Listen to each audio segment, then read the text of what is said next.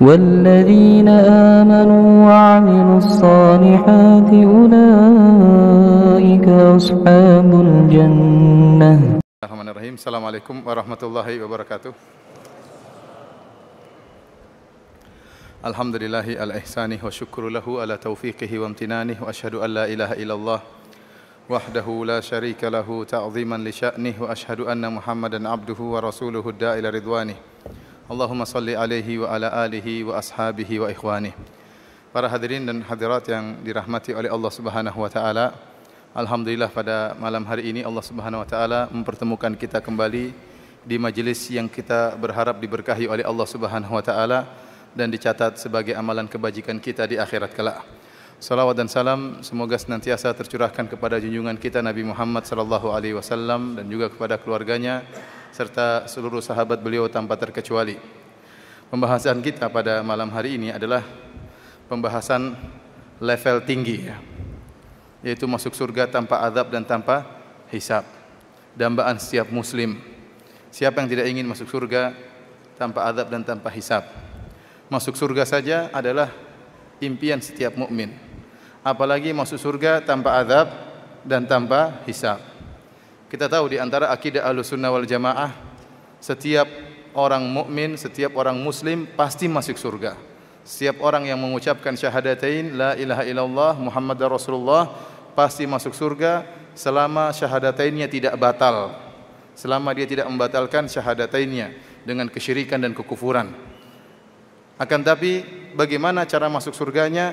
Ada di antara kaum muslimin yang masuk surga dengan dihisab terlebih dahulu dan diazab terlebih dahulu.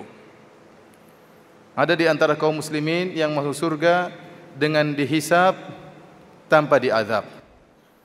Dan ada kaum muslimin yang masuk surga tanpa dihisab apalagi diazab. Tatkala hari Yaumul Hisab, yaitu hari persidangan, kalau kita artikan dalam bahasa Arab yaitu hari perhitungan, namun pada hakikatnya itu adalah hari persidangan karena yang menyidang kita adalah Allah Subhanahu wa taala. Maka amalan kita akan diperlihatkan, amalan kebajikan diklasifikasikan oleh Allah dan amalan keburukan diklasifikasikan oleh Allah Subhanahu wa taala. Setelah dihisab kemudian ditimbang. Faman thaqulat mawazinuhu fahuwa fi 'ishatir radiyah. Barang siapa yang amalan kebajikannya lebih berat daripada amalan keburukannya, maka dia akan masuk surga. Dia akan berada dalam kehidupan yang dia sukai. Wa amma man khaffat mawazinuhu fa ummuhu hawiyah. Dan barang siapa yang amalan kebajikannya lebih ringan daripada amalan keburukannya, maka tempat kembalinya adalah neraka jahanam, ya.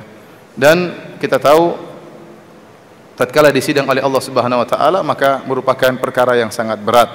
Perkara yang sangat berat karena kita akan dibongkar keburukan kita secara detail satu persatu oleh Allah Subhanahu wa taala, dibukakan catatan amal kita, maka tertampaklah seluruh amalan-amalan keburukan kita. Sebagaimana pula akan tampaklah seluruh kebaikan-kebaikan kita kemudian ditimbang oleh Allah Subhanahu wa taala. Ternyata ada sekelompok kaum muslimin yang masuk surga tanpa azab dan tanpa hisab. Gampangannya tidak diperiksa, langsung apa? Masuk. Luar biasa. Siapa mereka? Tentunya mereka adalah orang-orang yang memiliki kedudukan yang tinggi. Mereka itulah orang-orang yang dikatakan oleh para ulama dengan alladzina haqqaqut tauhid, yaitu orang-orang yang memurnikan tauhid.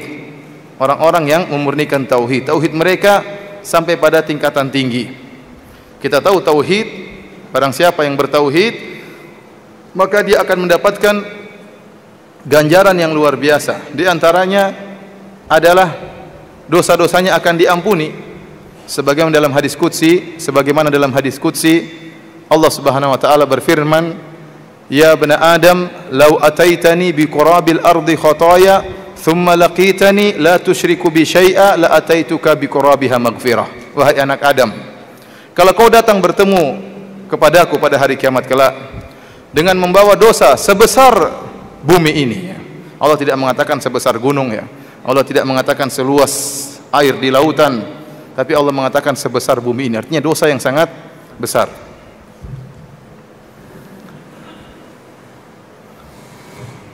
Meskipun dosa yang sangat besar. Namun kata Allah Subhanahu wa taala, "Tsumma laqitani la tusyriku bi syai'a." Kemudian kau menemuiku dalam kondisi tidak berbuat syirik sama sekali. Tauhidmu murni sama sekali, kau tidak berbuat syirik, syirik besar juga tidak, syirik kecil juga tidak. La ataituka bi qurabiha maghfirah, maka aku akan menemui engkau dengan ampunan pula sebesar bumi ini. Ini dalil bahwasanya tauhid yang murni akan menghancurkan dosa-dosa, akan mendatangkan ampunan Allah Subhanahu wa taala. Hadis ini dikuatkan dengan hadis yang masyhur yang dikenal dengan hadis Sahibul Bitaqah, tentang kisah seorang yang memiliki sebuah kartu yang tertuliskan la ilaha illallah, ya, yu'ta birajulin min ummati yaumal qiyamah. Kata Nabi sallallahu alaihi wasallam, dihadirkan pada hari kiamat salah seorang laki dari umatku, disidang oleh Allah Subhanahu wa taala. Fayansyuru lahu 99 sijillan, kullu sijillin maddul basar. Kata Rasulullah SAW, kemudian Allah membentangkan 99 catatan amalnya, gulungan catatan amal. Setiap gulungan dibuka, maka sejauh mata memandang isinya maksiat. Isinya maksiat. Dan ternyata ada 99 gulungan, isinya maksiat semua. Setelah dibuka catatan amalnya, Allah bertanya kepada dia, "Hal tunkiru min hadza syai'an?" Adakah yang kau ingkari dari maksiat-maksiat yang pernah kau lakukan yang tercatat dalam catatan amal ini? Kata dia, "La ya Rabb, tidak ada saya ingkari, saya akui semua." Maka Allah bertanya lagi, "Hal zalamaka katabati al-hafizun?" Wahai fulan, apakah para malaikatku yang ditugaskan mencatat mungkin berbuat zalim kepadamu? Mungkin salah mencatat, ya. Mungkin salah masukkan data. Kata dia, "La ya Rabb, tidak ada yang salah, semuanya benar." Kata Allah Subhanahu wa taala, "Afalaka uzrun am hasanah?" Apakah kau punya uzur? Ataukah kau punya kebaikan yang hendak engkau sampaikan? Kata dia, "Fayubhatur rajul." Maka laki tersebut pun terdiam, dia tidak bisa jawab. Kata dia, "La, tidak ada." Maka kata Allah, "Bala fa innalaka indana hasanah." Kata Allah, "Enggak, kau punya kebaikan di sisi kami." Maka Allah keluarkan bagi dia sebuah kartu tertulis, sebuah kartu bitaqah tertulis la ilaha illallah Muhammadar Rasulullah. Satu kebaikan. Maka orang ini bertanya, "Ya Allah, ma hadhihi al-bitaqah min hadhihi sijillat?" Ya Allah, ya Rabbi, apa manfaatnya satu kartu ini dibandingkan dengan 99 catatan amal? Maka diletakkanlah kartu la ilaha illallah di daun timbangan dan 99 catatan amal di daun timbangan yang lain. Fatashat hadhihi sijillat, ya, wa thaqulat al-bitaqah. Maka akhirnya ternyata lebih berat la ilaha illallah. Kata Allah, "Innaka lan tuzlamal yaum." Kau tidak akan dizalimi pada hari ini. Ternyata tauhid dia sangat kuat, sehingga tauhid ini akhirnya mengalahkan maksiat-maksiat yang pernah dia lakukan. Dan Ibnu Qayyim rahimahullah menyatakan, setiap muslim pasti memiliki kartu la ilaha illallah pada hari kiamat, akan tetapi kualitasnya tidak sama. Ya, meskipun setiap kita memiliki kartu la ilaha illallah, tidak semuanya memiliki kualitas yang kuat yang bisa menghancurkan dosa-dosa.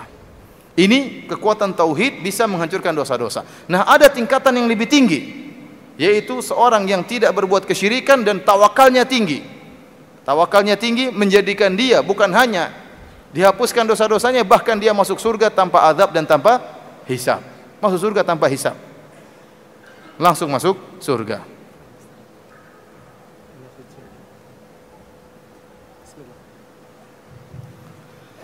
Baik para hadirin dan hadirat yang dirahmati oleh Allah Subhanahu wa taala, pada kesempatan malam hari ini saya akan menyampaikan sebuah hadis yang cukup panjang yang diriwayatkan oleh Imam Al-Bukhari dan Imam Muslim dalam sahih mereka tentang orang-orang yang masuk surga tanpa azab dan tanpa hisab.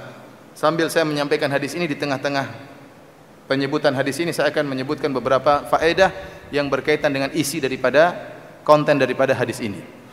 An Husain bin Abdurrahman, dari seorang tabi'in yang bernama Husain bin Abdurrahman rahimahullahu taala. Beliau berkata, qala kuntu inda Sa'id bin Jubair. Suatu hari saya berada di sisi Sa'id bin Jubair. Sa'id bin Jubair adalah seorang tabi'in yang dia adalah murid dari Ibnu Abbas radhiyallahu taala anhuma. Faqala ayyukum ra'al kawkab alladhi qaddal barihah. Tiba-tiba Sa'id bin Jubair berkata kepada teman-temannya, siapakah di antara kalian yang tadi malam lihat bintang jatuh atau meteor jatuh? Faqultu ana, maka Husain bin Abdurrahman berkata, saya tadi malam lihat bintang jatuh. Ama inni lam akun fi salatin walakinni ludiktu. Tetapi saya melihat bintang jatuh tersebut karena saya tidak tidur, dan saya tidak tidur, saya bukan karena sedang salat malam, tapi saya tidak tidur karena disengat binatang berbisa sehingga enggak bisa tidur. Para hadirin dan hadirat yang dirahmati Allah Subhanahu wa taala, perhatikan. Ini dalil bahwasanya seorang dalam pembicaraan boleh saja bertanya tentang suatu hal, kejadian yang aneh. Seperti kemarin ada kecelakaan, kemarin ada sesuatu, enggak jadi masalah. Ada kejadian aneh, bintang jatuh atau meteor jatuh, maka Sa'id bin Jubair bertanya, siapa tadi malam lihat bintang jatuh atau meteor jatuh? Maka Husain bin Abdurrahman mengatakan, saya lihat. Berarti Husain bin Abdurrahman begadang kalau begitu. Nah, para salaf dahulu kalau begadang berarti salat malam. Tatkala dia begadang, dia berkata, saya begadang sehingga saya bisa lihat bintang jatuh, maka orang-orang pasti menyangka dia salat malam. Maka supaya tidak disangka dia salat malam, maka dia bantah, dia tepis persangkaan tersebut. Dia mengatakan, ama ini lam akun fi salatin walakinni ludiktu. Saya tadi malam begadang bukan karena salat malam, tapi karena enggak bisa tidur, disengat apa? Kalajengking. Jadi ini sifat para salaf dahulu. Jadi kalau mereka tidak tidur bisa dipastikan mereka salat malam. Kalau kita belum tentu. Kalau kita tidak tidur bisa dipastikan nonton bola atau yang lainnya. Para salaf kalau tidak tidur salat malam. Sehingga supaya tidak disangka dia salat malam, dia tepis persangkaan tersebut. Karena di antara sifat yang tercela adalah sifat ingin dipuji dengan apa yang tidak dilakukan. Sifat-sifat orang munafik. Kata Allah Subhanahu wa taala, yuhibbuna an yuhmadu bima lam yaf'alu. Mereka suka dipuji dengan apa yang mereka tidak lakukan. Maka jangan sampai orang menyangka antum lebih hebat daripada yang seadanya, ya. Yang semestinya, yang hakikatnya. Kalau ada orang tanya sama antum, ya akhi, antum hafal Quran berapa juz? Kalau antum tidak punya hafalan, bilang aja baru juz 30, masih seperempat. Antum jangan bilang adalah berapa? Aduh, saya enggak pingin ria. Padahal enggak ada hafalannya. Orang menyangka, wah ini hafalannya banyak, makanya dia enggak mau ria. Bilang aja enggak ada. Bilang aja, jangan buat orang menyangka Anda lebih hebat daripada yang sungguhnya. Kalau orang kasih Anda sumbangan, tolong kasih sumbangan bagi anak yatim. Jangan Anda mengesankan bahwasanya itu dari kocek Anda. Bilang ada orang nitip kepada saya, buat antum, ya saya hanya sekedar menyalurkan. Jangan buat orang menyangka bahwasanya uang dari Anda. Berarti Anda ingin dipuji dengan apa yang tidak Anda lakukan. Itu sifat-sifat orang munafik. Lihatlah, Husain bin Abdurrahman tidak ingin dipuji dengan sesuatu yang tidak dia lakukan, maka dia tepis persangkaan tersebut. Dia mengatakan, tadi malam saya begadang bukan karena saya sholat malam, tapi saya tidak bisa tidur karena digigit kalajengking atau binatang berbisa. Kemudian Sa'id bin Jubair bertanya, fama sana'ta, waktu kau tersengat kalajengking, apa yang kau lakukan? Dia mengatakan, irtaqaitu, saya minta untuk diruqyah. Maka Sa'id bin Jubair bertanya, wa ma hamalaka ala dzalik? Apa yang menyebabkan engkau minta untuk diruqyah? Apa dalilmu? Gampangannya kalau bahasa kita, apa dalilmu kok minta ruqyah? Ini biasa. Para salaf dahulu kalau diskusi biasa, ada dalil enggak? Maka Husain bin Abdurrahman mengatakan, haditsun haddatsanahu Sya'bi. Ada sebuah hadis yang diriwayatkan kepada kami Asy-Sya'bi. Wa ma haddatsakum? Apa hadis yang diriwayatkan oleh Sya'bi? Kata Husain bin Abdurrahman, haddatsana an Buraidah ibn al-Husayb radhiyallahu anhu, qal Asy-Sya'bi meriwayatkan dari Husain dari Al-Buraidah bin Husayb radhiyallahu taala anhu bahwasanya Rasulullah SAW berkata, la ruqyata illa min ainin aw humatin. Tidak ada ruqyah kecuali karena ain, karena penyakit mata jahat, atau karena humah, yaitu karena demam akibat sengatan binatang berbisa. Jadi dia punya dalil, sehingga dia minta ruqyah kepada orang lain. Nah, Sa'id bin Jubair sekarang ingin membantah Husain bin Abdurrahman, karena hadis tersebut menyebutkan tentang keutamaan ruqyah, tapi tidak dari sisi pendalilan, tidak ada dalil menunjukkan boleh atau tidak ada dalil menunjukkan dianjurkan minta ruqyah. Paham? Tapi hadis itu hanya Rasulullah SAW mengatakan la ruqyata illa min ainin aw humatin. Tidak ada ruqyah yang paling manjur seperti buat penyakit ain dan penyakit demam karena disengat kalajengking. Ruqyah buat yang penyakit lain juga boleh, tapi yang paling manjur buat dua penyakit ini. Namun tidak ada dalam lafal hadis tersebut menyebutkan tentang keutamaan minta ruqyah kepada orang lain. Oleh karenanya Sa'id bin Jubair ingin membantah Husain bin Abdurrahman. Maka Sa'id bin Jubair berkata, "Qad ahsana man intaha ila ma qad sami'a." Sungguh baik orang yang melakukan ilmu yang telah sampai kepada dia. Dia puji. Jadi ini adab dalam membantah. Dia mengatakan, "Kau telah punya dalil, tetapi saya punya dalil yang membantah dalilmu." Kemudian dia mengatakan, "Walakin haddatsana Ibnu Abbas." Akan tapi Ibnu Abbas radhiyallahu taala anhuma, guru kami menyampaikan kepada kami dari Rasulullah sallallahu alaihi wasallam bahwasanya Rasulullah SAW bersabda, "Uridat alayyal umamu." Dinampakkan padaku umat-umat. Disebutkan dalam riwayat yang lain yaitu tatkala Isra Mi'raj. Tatkala Isra Mi'raj Rasulullah SAW diperlihatkan masa depan. Rasulullah SAW melihat ada sebagian wanita di neraka jahanam, ada seorang disiksa karena menyiksa kucing, ada seorang banyak. Rasulullah SAW melihat tentang masa depan. Di antara yang diperlihatkan kepada Nabi tatkala Isra Mi'raj tentang umat-umat yang akan dikumpulkan pada hari kiamat kelak. Kata Nabi SAW, "Uridat alayyal umamu." Ditampakkan padaku umat-umat, seluruh umat-umat bersama nabi-nabi mereka. Fara'aitun nabiyya wa ma'ahu rajulu wa ma'ahu rahtu. Maka aku melihat ada seorang nabi, pengikutnya cuma ar-rahtu. Ar-rahtu dalam bahasa Arab itu bilangan 3 sampai 9. Entah 7 orang, entah 8 orang, entah 6 orang. Saya melihat seorang nabi, pengikutnya beberapa orang, gampangannya demikian. Wan nabiyya wa ma'ahu rajulu wa rajulani, dan aku melihat seorang nabi, pengikutnya cuma 1 orang dan 2 orang. Subhanallah, ada nabi pengikutnya cuma 1 orang, ada nabi pengikutnya cuma 2 orang. Yang lebih parah kata Nabi SAW, wan nabiyya wa laisa ma'ahu ahad, ada seorang nabi tidak ada pengikutnya sama sekali, dia jalan sendirian. Ini dalil bahwasanya kebenaran tidak diukur dengan suara yang terbanyak, dengan pengikut yang terbanyak.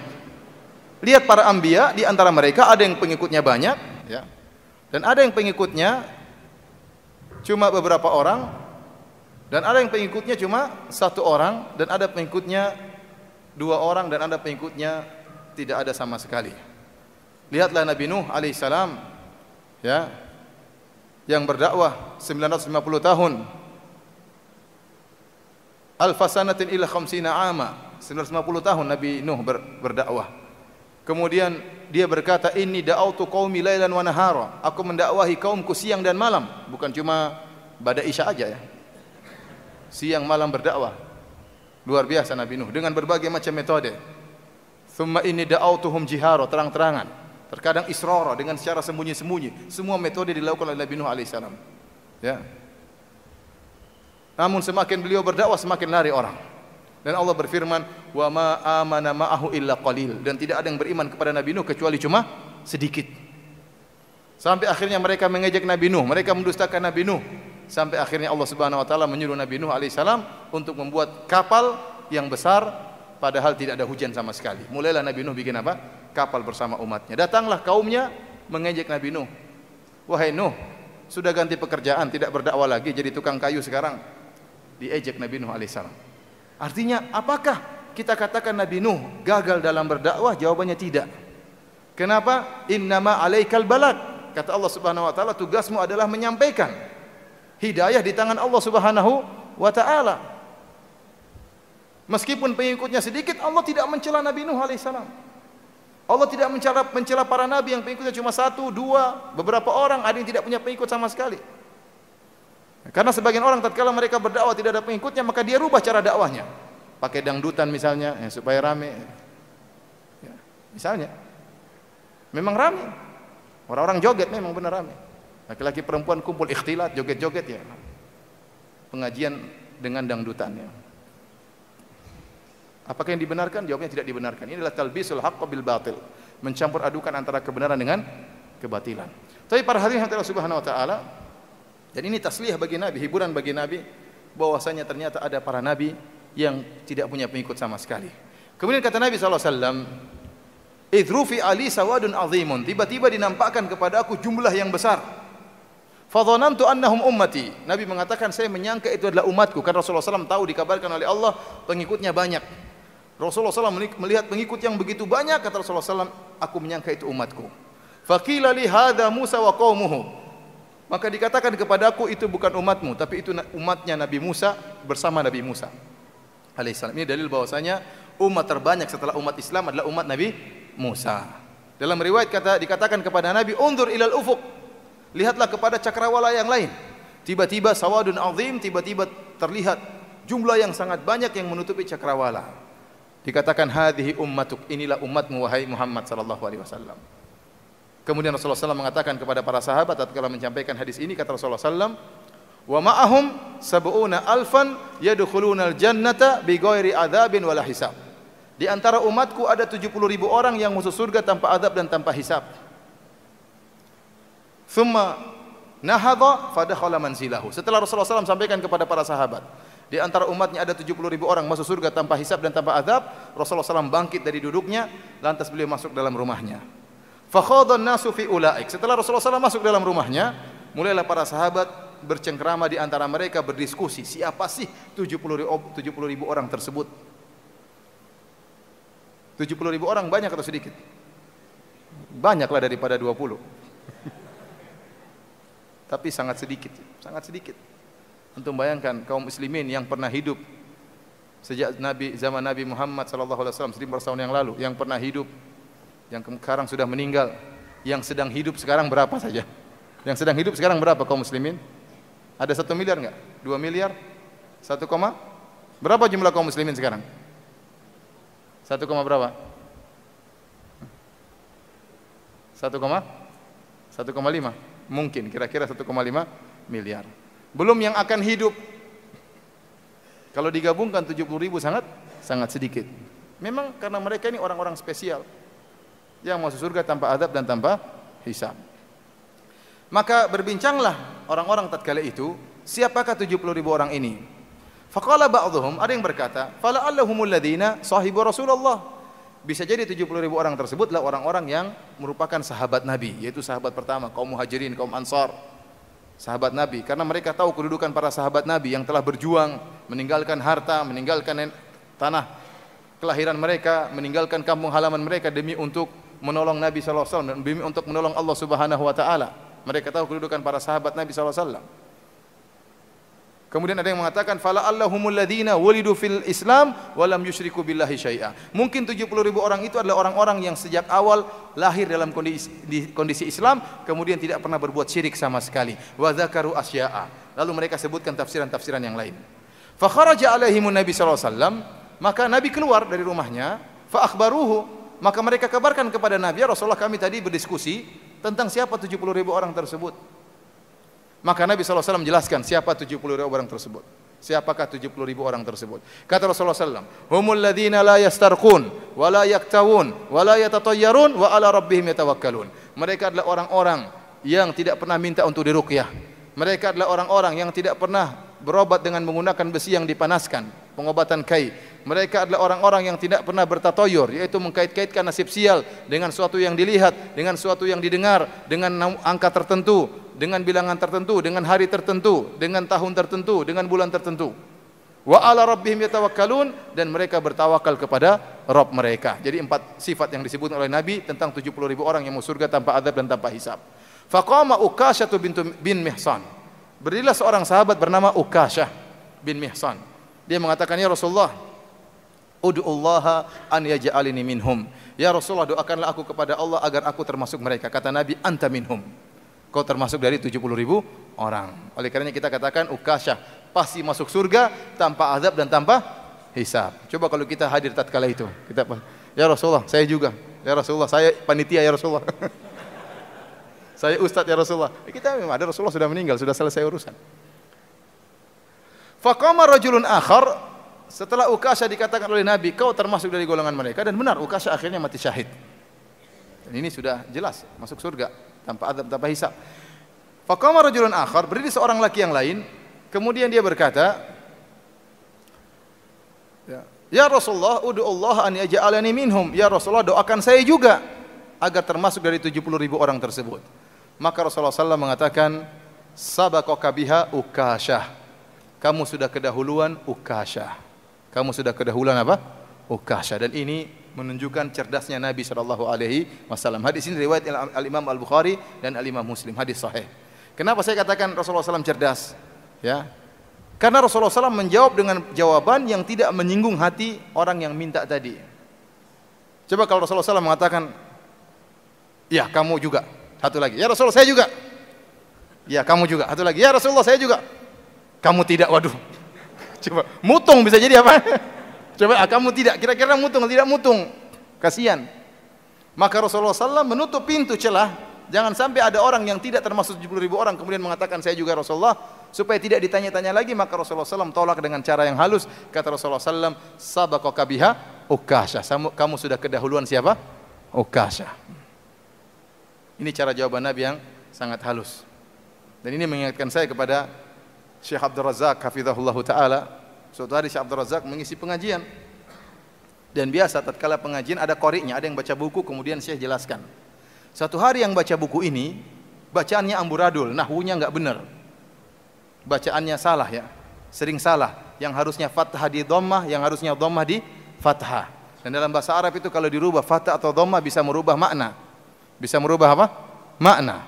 Kalau saya katakan daraba Muhammadun Zaidan, artinya Muhammad sekarang dhammah, berarti dia subjek.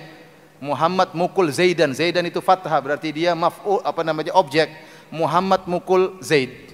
Tapi kalau saya baca terbalik, daraba Muhammadan Zaidun, berarti Muhammad dipukul oleh Zaid. Bisa berubah makna.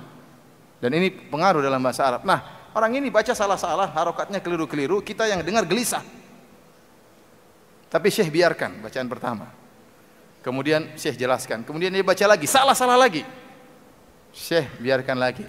Setelah Syekh ceramah kedua kali atau ketiga kali, kata Syekh, ganti yang lain. Ganti yang lain. Orang ini mungkin tersinggung kan? Ganti yang lain. Kok disuruh ganti? Maka datanglah orang kedua. Bacaannya bagus, tidak ada salahnya. Dia baca terus bagus. Tidak lama kemudian kata Syekh, ganti orang ketiga, ganti lagi. Dan terus ganti orang keempat. Jadi sehingga yang pertama tidak tersinggung. Seakan-akan disuruh ganti-ganti baca. Padahal supaya yang pertama diganti.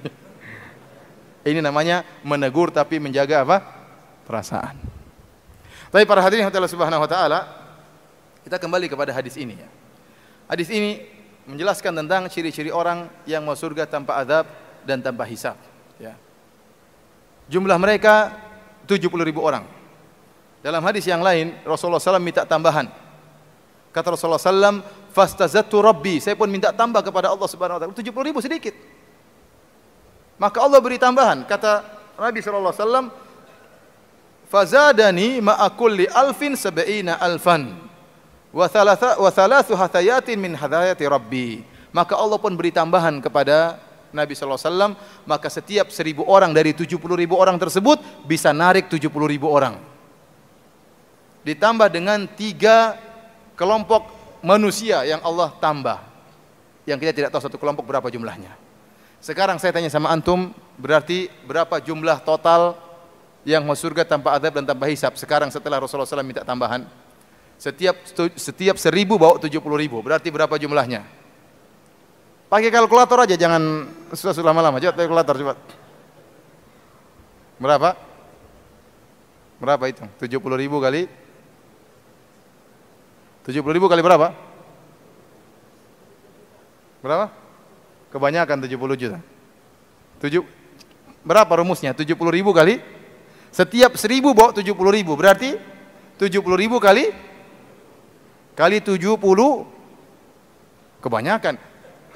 70.000 kali 70. Ingat, setiap 1.000 bawa 70.000. Berarti 70.000 kali 70. Benar atau tidak? Salah, 70.000. 70.000 kali 71, yang satu pertama kok nggak dihitung 72 pertama, paham? Sudah paham sekarang? Makanya belajar. Jadi jumlahnya sekarang antum kali, sekarang 70.000 kali 71 berapa? Coba. Berapa? 4 juta. 4.970.000, lumayan. Masih ada kemungkinan kita. Masih ada kemungkinan. Berdoa kepada Allah, semoga kita termasuk dari orang-orang yang masuk surga tanpa adab dan tanpa apa? Hisab. Amin ya rabbal alamin. Tapi para hadirin yang Allah Subhanahu wa taala, apa sifat-sifat mereka? 4 Rasulullah SAW sebutkan. Yang pertama, humul ladzina la yastarqun, orang-orang yang tidak pernah minta untuk diruqyah. Meruqyah hukumnya boleh. Membantu orang lain meruqyah hukumnya boleh. Minta untuk diruqyah juga boleh. Tetapi 70.000 orang tersebut atau 4.970.000 orang tersebut memiliki sifat yang lebih tinggi, yaitu mereka tidak mau minta untuk diruqyah. Kenapa? Karena kalau kita minta diruqyah, kita minta orang lain meruqyah kita, ada kehinaan tersendiri. Kita minta tolong sama orang tersebut. Yang kedua, kebanyakan orang diruqyah dia mengkaitkan kesembuhan kepada kiai yang baca atau kepada ustadz yang baca. Seakan-akan kesembuhan bergantung kepada tukang baca ruqyah tersebut. Ada keterikatan hati, ya atau tidak? Ada keterikatan hati. Dan Allah Subhanahu wa taala Rasulullah SAW menjelaskan bahwasanya yang mau surga tanpa adab dan tanpa hisab ini memiliki sifat yang sangat tinggi, yaitu mereka tidak pernah minta untuk diruqyah. Tetapi misalnya antum sakit, kemudian istri antum minta tolong ustaz untuk meruqyah antum, enggak jadi masalah. Karena bukan antum yang minta untuk apa? Diruqyah. Atau anda membantu orang lain untuk diruqyah, maka tidak mengapa. Rasulullah SAW mengatakan, man istata'a minkum an yanfa'a akhahu falyaf'al. Barang siapa yang mampu untuk membantu saudaranya, maka lakukanlah. Anda bisa ruqyah. Jangan tunggu saudara kita minta untuk apa? Diruqyah. Kita ruqyah dia. Dan ini tidak mengapa. Rasulullah SAW pernah diruqyah. Waktu Rasulullah SAW sakit, Aisyah radhiyallahu taala anha meruqyah Nabi, istrinya. Dan Rasulullah SAW tidak minta kepada Aisyah, tapi Aisyah meruqyah Nabi SAW. Waktu Rasulullah SAW sakit juga, waktu disihir, Rasulullah SAW diruqyah oleh malaikat. Rasulullah SAW pernah diruqyah oleh Aisyah. Kemudian Aisyah mengusap bagian sakit Nabi dengan tangan Nabi SAW, karena tangan Nabi lebih berkah. Dan Rasulullah SAW pernah juga meruqyah. Rasulullah SAW meruqyah Hasan dan Husain, mendoakan Hasan dan Husain. Dan banyak ruqyah-ruqyah Nabi SAW. Jadi yang jadi pembahasan kita bahwasanya sifat-sifat orang tersebut yang masuk surga tanpa adab dan tanpa hisab, mereka tidak pernah minta untuk diruqyah. Adapun meruqyah tidak jadi masalah, atau diruqyah tanpa meminta juga tidak jadi masalah.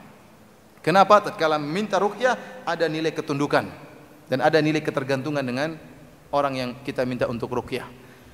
Ciri yang kedua, kata Nabi SAW, wala yaktahun, yaitu mereka tidak pernah berobat dengan besi yang dipanaskan. Istilahnya pengobatan dengan al-kai, dan pengobatan ini masih ada sampai sekarang di Madinah masih ada. Dahulu orang-orang Arab dahulu meyakini kalau sudah pengobatan dengan kai pasti sembuh. Maka mereka punya istilah pepatah yang mengatakan akhirud dawa al-kai. Obat yang terakhir adalah al-kai. Memang dia sakit, panas karena besi yang dipanaskan dan ditempelkan kepada tempat sakit. Namun biasanya sembuh. Sehingga sebagian orang berkeyakinan pokoknya kalau sudah dikai sembuh. Sehingga mereka terkadang lupa bahwasanya yang menyembuhkan adalah Allah Subhanahu wa taala. Dan di situ juga ada penyiksaan terhadap tubuh. Kenapa? Karena besi dipanaskan kemudian ditempelkan pada tubuh, dan ini tidak diinginkan oleh syariat. Dan hukum kai itu boleh, tetapi barang siapa yang melakukannya maka dia turun dari derajat orang-orang yang masuk surga tanpa adab dan tanpa hisab.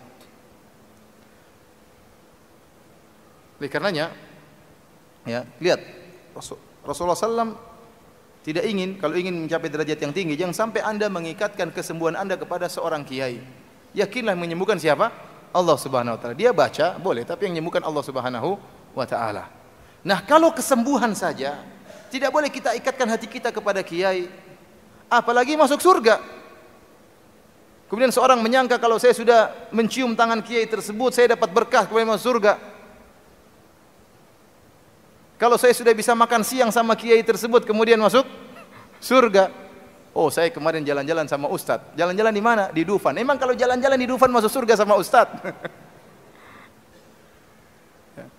Karena sebagian orang senang mungkin dengan dekat dengan ustadz atau dengan kiai, wajar.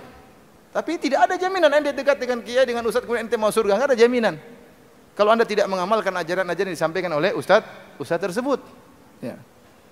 Oleh karena sebagian orang terkadang jual berkah, ya. Orang-orang datang berkumpul, kemudian sampai ada yang membuka perutnya untuk dicium, ya. Kenapa? Karena berkah. Orang-orang tersebut nekat. Kenapa? Seakan-akan dia merasa kalau sudah cium berkah tersebut, kayaknya langsung apa? surga. Ini tidak boleh. Jangankan masalah masuk surga, masalah penyembuhan saja kita harus ikatkan kepada siapa? Allah Subhanahu wa taala. Apalagi masuk surga. Masuk surga urusan Allah. Nabi SAW tidak bisa memberi hidayah kepada pamannya Abu Thalib. Padahal sangat dicintai oleh Nabi SAW. Tapi para hadirin dan hadirat yang dirahmati Allah Subhanahu wa taala, ini sifat kedua. Yang pertama, mereka tidak minta diruqyah, yang kedua mereka tidak minta untuk diobati dengan besi yang dipanaskan, dan yang ketiga, wala yatatayyarun, mereka tidak pernah mengkait-kaitkan nasib sial dengan suatu yang dilihat atau dipandang atau didengar, atau hari tertentu atau bulan tertentu atau tempat tertentu.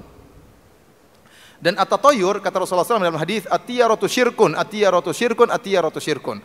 Tatayyur itu syirik, tatayyur itu syirik, tatayyur itu syirik. Tatayyur diambil dari kalimat ta'ir. Ta'ir artinya burung. Dahulu orang-orang musyrikin jahiliyah, kalau mereka hendak pergi, mereka mencari jenis burung tertentu. Kemudian mereka lepas atau mereka usir. Kalau tatkala mereka lepas burung tersebut terbang ke kanan, mereka lanjutkan proyek mereka. Mereka bersafar. Tapi kalau burung tersebut ternyata terbangnya ke kiri, nggak jadi safar. Kenapa? Tatkala burung tersebut terbang ke kanan berarti nasib mujur. Kalau burung tersebut terbang ke kiri berarti nasib apa? Sial. Nah, kalau burungnya nggak terbang-terbang, jadiin sate aja. Jadi para hadirin dan hadirat yang dirahmati oleh Subhanahu wa taala, ini keyakinan orang-orang jahiliyah. Mengkaitkan nasib sial dan nasib mujur dengan seekor burung. Dan tidak masuk akal. Apa hubungannya burung terbang ke kanan kemudian nasibmu mujur? Apa hubungannya? Apa kaitannya kalau burung terbang ke kiri, kemudian kau nasibnya sial? Nggak ada hubungannya. Ini disebut dengan tatayyur, kemudian digunakan dalam istilah yang lebih luas, yaitu menganggap nasib sial terhadap hari tertentu, terhadap bulan tertentu, terhadap burung tertentu, terhadap hewan tertentu, terhadap tempat tertentu. Seperti, dan ini banyak sekali terjadi di masyarakat kita. Seperti seorang menganggap adanya hari sial, hari buruk. Contoh, ada dua orang ingin menikah. Lelakinya lahir pada tanggal 17 hari Rabu Pahing misalnya. Istrinya lahir tanggal 13 Jumat Kliwon misalnya. Ini tidak bisa langsung nikah begitu saja kalau menurut sebagian orang. Harus dihitung dulu. Entah pakai rumus apa.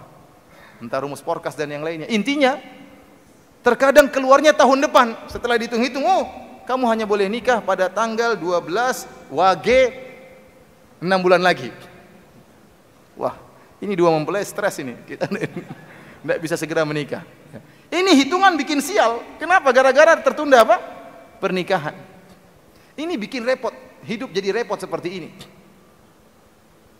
Ini hitung-hitungan perimbunan macam-macam, ini buang, ini kesyirikan semuanya. Tidak ada dalam Islam seperti ini.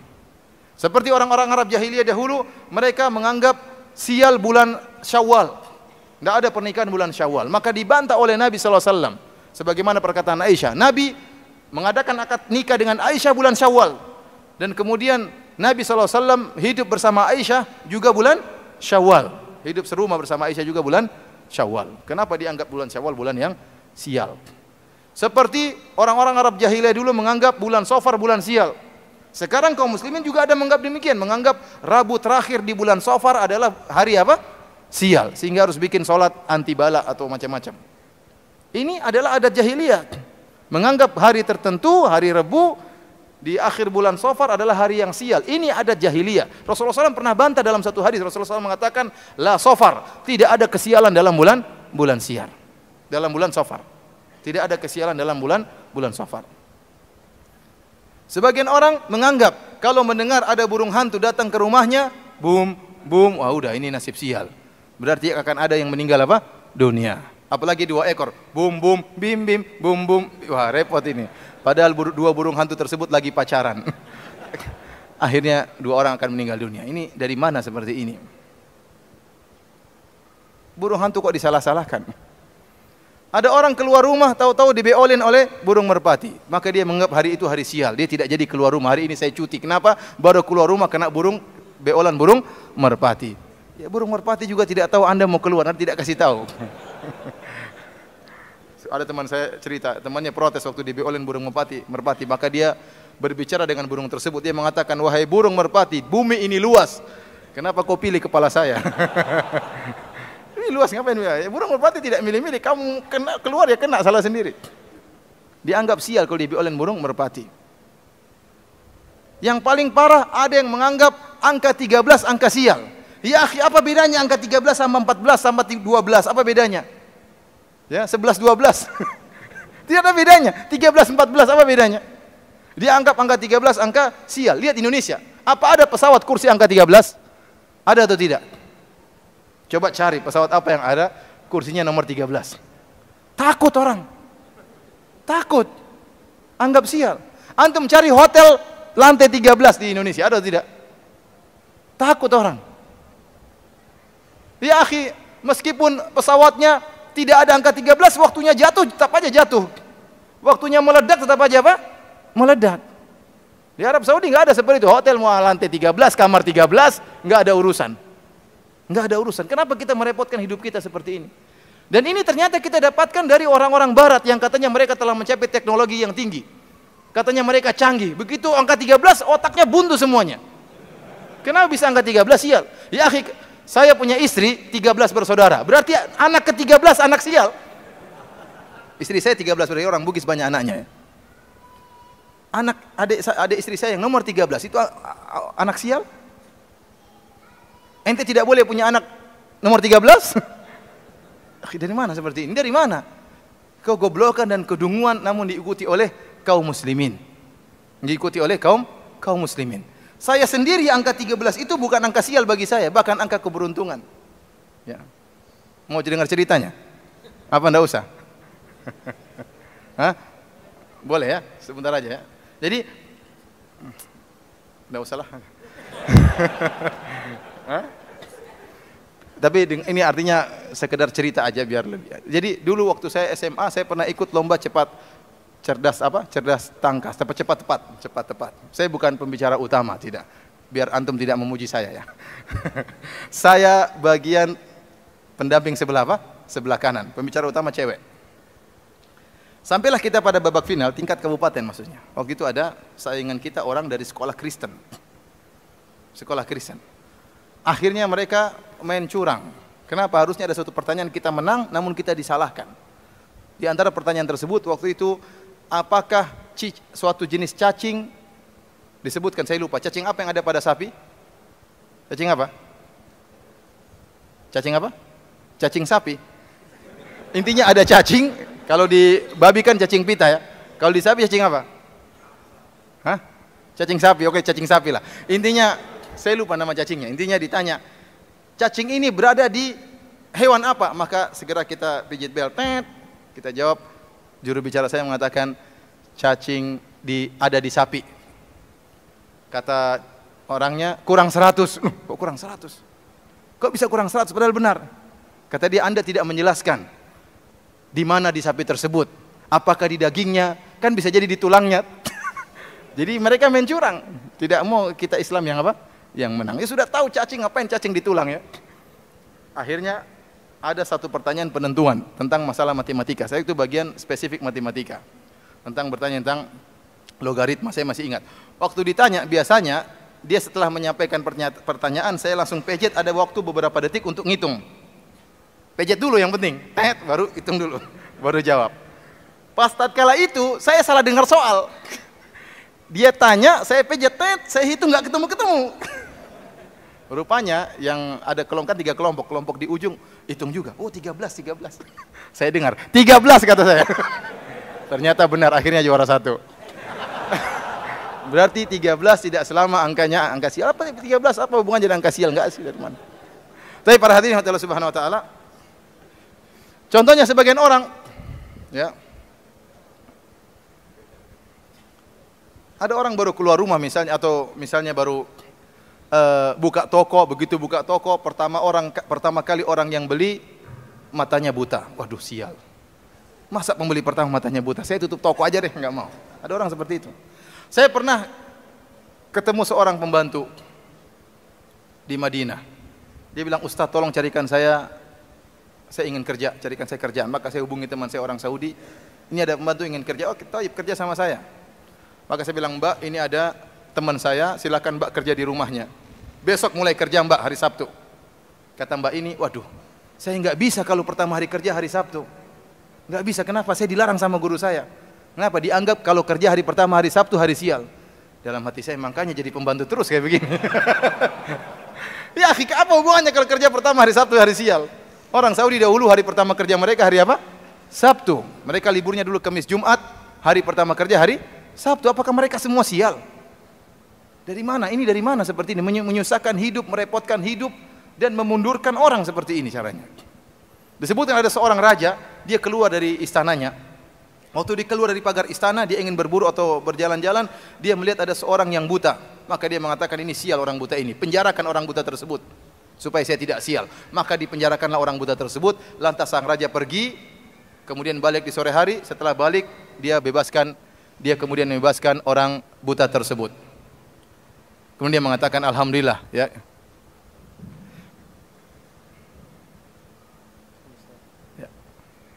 Dia mengatakan alhamdulillah, ya, hari ini saya tidak sial karena kau saya penjarakan. Kata orang buta tersebut, justru Anda yang bikin saya sial hari ini. Saya di penjara gara-gara apa salah saya, kenapa saya di penjara? Sebenarnya yang bikin sial siapa? Jadi intinya para hadirin Allah Subhanahu wa taala, ini namanya tatoyur, dan ini banyak beredar di tanah air kita, ya. Barang siapa yang punya keyakinan tatoyur seperti ini, tidak termasuk dari 70.000 orang yang masuk surga tanpa azab dan tanpa hisab. Contoh di tanah air kita yang paling banyak seperti orang meyakini kalau nabrak kucing bakalan sial. Sampai saya kemarin ditanya, Ustadz, menurut keyakinan kita kalau kita nabrak kucing, kita harus buka kaos dalam kita. Kemudian kita jadikan kain kafan buat kucing tersebut. Terus ditahlilin maksudnya. Kenapa kasih kain kafan? Kenapa harus kain kafan sama apa? Kucingnya. Saya bilang, tidak ada kesialan dalam Islam kecuali karena maksiat. Di Islam itu nggak ada sial, nggak ada namanya tempat sial, nggak ada namanya hari sial, nggak adanya angka sial. Yang bikin sial itu apa? Maksiat. Nah, kalau Anda nabrak kucing dengan sengaja, maka Anda akan sial. Sebagaimana seorang wanita masuk neraka jahanam, kata Nabi SAW, dakhalat imra'atun naro fi hirratin habasatha hatta matat, la hiya akalatha wa la hiya tarakatha la hiya at'amatha wa la hiya tarakatha ta'kulu min khashashil ard. Kata Nabi SAW, seorang wanita masuk neraka jahanam gara-gara seekor kucing yang dikekang sampai akhirnya mati kucing tersebut. Tidak dia kasih makan kucing tersebut, dan dia tidak lepaskan kucing tersebut, mencari makan sendiri. Akhirnya masuk neraka jahanam. Nah, kalau Anda waktu naik mobil sengaja nabrak kucing, ya itu celaka namanya. Itu sial namanya karena Anda bermaksiat. Tapi kalau Anda nggak sengaja, maka tidak dikatakan nasib sial. Ya kalau Anda nabrak kucing, qadarullah. Ya Anda pindahkan kucing tersebut agar tidak mengganggu di jalanan, pindah ke tempat misalnya tempat sampah atau dikuburkan, nggak jadi masalah. Ya sebagai untuk kebersihan, namun tidak perlu buka apa kaos dalam. Ada-ada saja ya. Di Saudi kucing ditabrak sangat sering. Hampir sering, tiap hari mungkin kita lihat kucing ditabrak. Kenapa? Orang-orang Saudi kalau bawa mobil kenceng-kenceng, nah kucingnya pernah nggak lihat-lihat, keperak sering. Ya mereka nggak tahu. Saya sendiri pernah naik mobil dengan teman saya nabrak kucing. Nggak tahu kucingnya main di lampu merah ya ketabrak. Terus bagaimana? Mau kita turun orang mobil dari nanti ada petugas kebersihan yang mengambil kucing tersebut. Apakah dikatakan sial? Tidak, namanya nggak sengaja. Bayangkan tabrak kucing di tanah haram. Apa sialnya kayak apa? Ini cuma tabrak kucing cuma sekitar sini di Bekasi, Jakarta. Apa hubungannya?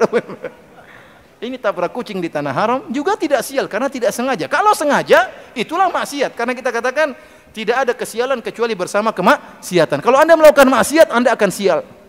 Entah sial di keluarga, entah sial dalam pekerjaan, ya. Pokoknya sial. Kenapa? Maksiat mendatangkan apa? Kesialan. Tapi para hadirin dan hadirat yang dirahmati Allah Subhanahu wa taala, sifat yang ketiga tidak bertatoyur. Yang keempat kata Nabi sallallahu alaihi wasallam, wa ala rabbihim yatawakkalun. Mereka bertawakal kepada Rabb mereka. Dan bahasan tawakal sangatlah panjang ya. Namun inti daripada tawakal adalah menggabungkan antara iktimad, bersandar kepada Allah Subhanahu wa taala, dengan berusaha. Itu namanya tawakal. Harus disertai dengan usaha. Tanpa usaha maka tidak dikatakan tawakal. Karena Rasulullah SAW bersabda, "Lau annakum tatawakkaluna 'ala Allahi haqqa tawakkulih, la razaqakumullah kama yarzuqut thair." Kalau kalian bertawakal dengan tawakal yang benar, maka Allah akan berikan kalian rezeki sebagaimana Allah beri rezeki kepada burung. Taqdu khimasan wa taruhu bitanan. Burung terbang dalam kondisi perut kosong, kemudian balik sudah kenyang. Ada orang salah paham dengan hadis ini. Mereka mengatakan kita nggak usah kerja, santai, tawakal, Allah kasih rizki. Seperti burung Allah kasih rizki. Siapa bilang burung tidak kerja? Burung itu sebelum subuh sudah bangun. padahal dia tidak punya akal. Antum coba lihat, antum pergi sholat subuh miring-miring badannya, burung sudah loncat ke sana, loncat ke sini, berkicau satu yang lainnya, sudah bangun sebelum subuh. Mungkin dia sholat malam, kita tidak tahu. Kemudian burung tersebut terbang berkilo-kilo, ya atau tidak? Emang dia mau cari rezeki diam-diam aja, dia terbang berkilo-kilo. Perutnya kosong, lapar dia terbang. Dia pulang bawa makanan buat dia dan buat anak-anaknya. Intinya dia berusaha. Nah, Allah ingin kita bertawakal disertai dengan apa? Usaha. Saya katakan, meskipun usaha kita tidak maksimal, namun jika disertai dengan tawakal, maka rezeki akan lancar. Ini perkataan Ibnu Rajab Al-Hambali. Seorang berusaha meskipun tidak maksimal, tetapi dengan tawakal yang maksimal, maka dia akan dimudahkan rezeki oleh Allah Subhanahu wa taala. Ya. Oleh karena para hadirin Allah Subhanahu, itulah hakikat dari tawakal. Tatkala Nabi sallallahu alaihi wasallam ditanya oleh seorang, "Ya Rasulullah," dia bawa unta, dia mengatakan, "Utlikuha wa atawakkal." Ya Rasulullah, saya lepaskan unta ini kemudian saya masuk masjid bertawakal. Kata Rasul, "Au aqilha wa atawakkal." Atau saya ikat dulu kemudian saya bertawakal. Kata Rasulullah sallallahu alaihi wasallam, "Iqilha wa tawakkal." Ikat dulu ontamu baru bertawakal. Ada usaha. Ya. Jangan ente lepaskan motor di luar, taruh kunci situ, saya tawakal kepada Allah, masuk motor hilang, ya sudah, itu sudah katanya, ya gimana? Ya, ente salah sendiri.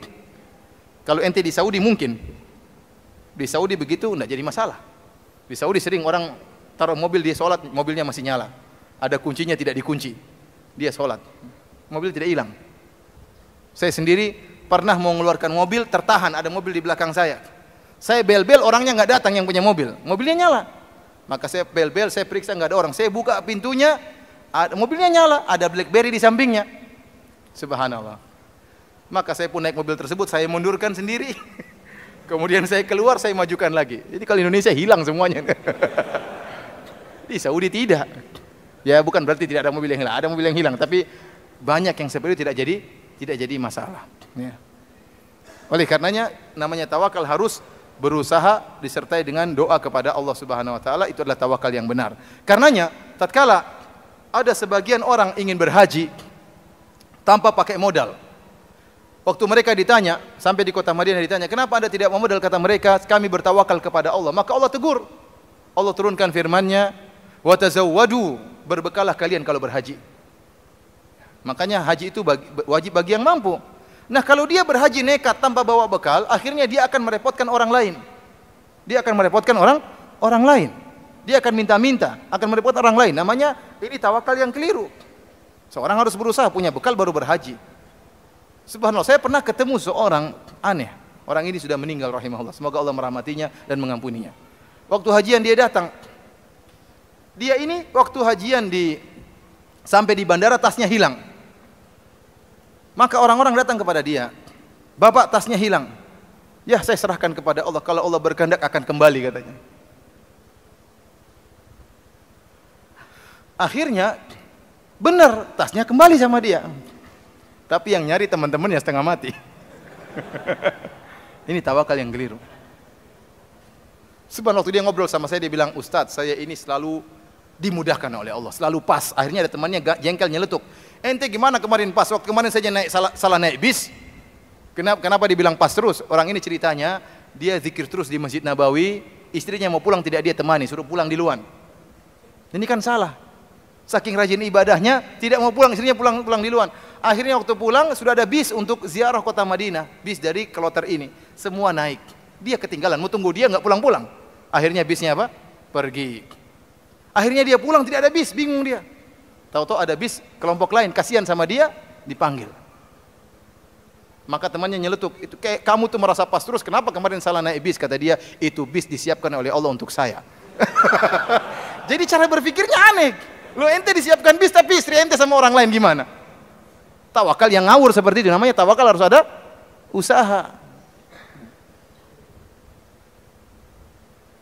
Para hadirin dan hadirat yang dirahmati Allah Subhanahu wa taala, jadi seorang diajarkan untuk bertawakal dalam segala hal. Antum akan bahagia kalau antum bertawakal. Karena oleh karenanya Rasulullah SAW menyuruh kita berdoa dari awal bangun tidur sampai bangun tidur lagi. Kenapa kita disuruh untuk senantiasa bersandar kepada Allah? Keluar rumah ada doanya, Bismillahi tawakkaltu 'ala Allah, la haula wala quwata illa billah. Allahumma inni a'udzubika an adhil au udhal au azil au uzal au azlim au uzlam au ajhal au jala alayya. Doa keluar rumah. Doa masuk pasar ada. Doa masuk masjid, doa keluar masjid, doa kembali masuk dalam rumah, doa mau tidur, ada doanya. Subhanakallahumma rabbi bika wada'tu jambi wa bika arfa'u in amsakta nafsi faghfir laha wa in arsaltaha fahfadhha bima tahfadhu bihi ibadaka salihin. Ya Allah, aku tidur, aku bisa meletakkan lambungku karena Engkau ya Allah, dan aku bisa mengangkat lambungku bangun dari tidur karena Engkau ya Allah. Jika tatkala aku tidur kau tahan nyawaku, tidak kembalikan lagi, maka ampunilah nyawaku. Dan jika kau kembalikan lagi nyawaku, maka jagalah nyawaku sebagaimana kau menjaga orang-orang yang saleh. Di antara doa Nabi tatkala mau tidur, kata Rasulullah SAW, wa fawwadtu ilaika amri, aku serahkan urusanku kepadamu ya Allah. Rasulullah SAW tidur. Jadi dari bangun tidur sampai tidur kembali diajarkan doa, dan doa-doa inilah yang ya membiasakan kita untuk bertawakal kepada Allah. Kalau kita tidak hafal doa, minimal kita bilang apa? Bismillah. Minimal apa? Bismillah. Mau naik motor lupa doa naik motor, bilang apa? Bismillah. Semuanya bismillah kalau kita tidak tahu doanya, karena itu kalimat apa? Keberkahan, minta tolong kepada Allah Subhanahu wa taala. Inilah para hadirin Allah Subhanahu wa taala, ciri-ciri orang-orang yang masuk surga tanpa adab dan tanpa hisab. Dan terakhir saya ingatkan bahwasanya mereka adalah orang-orang yang mulia. Mudah-mudahan kita termasuk dari mereka. Namun bukan berarti kalau ada orang yang masuk surga dengan hisab pasti lebih rendah kedudukannya dari yang masuk surga tanpa adab dan tanpa hisab. Saya ulangi, bukan berarti kalau ada orang yang masuk surga dihisab dulu berarti pasti kedudukannya lebih rendah daripada orang yang masuk surga tanpa adab dan tanpa hisab. Ada orang dihisab, namun setelah hisab totalannya pahalanya banyak, maka surganya tinggi. Oleh karenanya benar kata para ulama bahwasanya orang-orang miskin lebih dahulu masuk surga daripada orang kaya. Itu benar. Kenapa orang miskin hisabnya apa yang mau dihisab? Orang kaya hisabnya banyak. Antum saja HP ini kan bikin masalah HP ya. HP ini hisabnya panjang ini HP. Ya atau tidak? Coba kalau antum punya HP jadul. Cuma nama, nomor telepon, nama, nomor telepon, nama, nomor telepon. Mungkin ada catatan daftar utang. HP jadul apa yang ente mau lihat di HP jadul? Hisabnya enggak ada. HP sekarang smartphone, ya, kata orang apa? HP pintar kan? Tapi yang banyak gunakan boblok juga ada. Isinya macam-macam. Ente lihat cewek, ente lihat macam-macam, ente lihat macam. Oh di situ, oh ini hisapnya panjang ini, enggak. Ente komentar, ente ini ketawa ketiwi, ente godain cewek, ente kirim email sama cewek, ente kirim teman masa lalu, ya. Cewek zaman dulu, semuanya ente. Apa tidak ada hisapnya panjang. Ini kita baru bicara apa? HP. Belum bicara mobil. Nah, kalau sepeda hisapnya gampang. Kalau mobil mahal, hisapnya panjang. Dari mana dapat duit beli mobil itu? Sudah hisap sendiri. Apa yang digunakan buat apa? Sudah hisap sendiri. Karenanya orang miskin lebih cepat masuk surga daripada orang kaya. Bahkan disebut dalam riwayat 500 tahun lebih dahulu masuk surga sebelum orang kaya. Tetapi bukan berarti yang masuk surga lebih dulu pasti surganya lebih tinggi. Ini tidak demikian. Ini dijelaskan oleh Ibnu Hajar rahimahullah. Contohnya ada orang kaya, uangnya banyak tapi dia banyak bersedekah sana, hisapnya panjang, tapi dia bisa jelaskan tatkala dihisap, ya Allah uang saya gunakan ini, buat anak yatim, buat bikin pondok. Akhirnya ternyata setelah totalan pahalanya sangat banyak. Meskipun dia masuk surga belakangan, bisa jadi surganya lebih apa? Lebih tinggi. Jadi orang yang bisa masuk surga tanpa adab dan tanpa hisap bukan berarti seluruhnya lebih tinggi daripada orang yang masuk surga setelah dihisap. Bisa jadi ada orang yang masuk surga setelah dihisap terlebih dahulu lebih tinggi daripada yang masuk surga tanpa adab dan tanpa hisab, tergantung amalan masing-masing. Demikianlah para hadirin dan hadirat yang dirahmati Allah Subhanahu wa taala, hadis yang telah kita bacakan tadi tentang mereka-mereka yang masuk surga tanpa adab dan tanpa hisab. Semoga kita termasuk dari golongan mereka.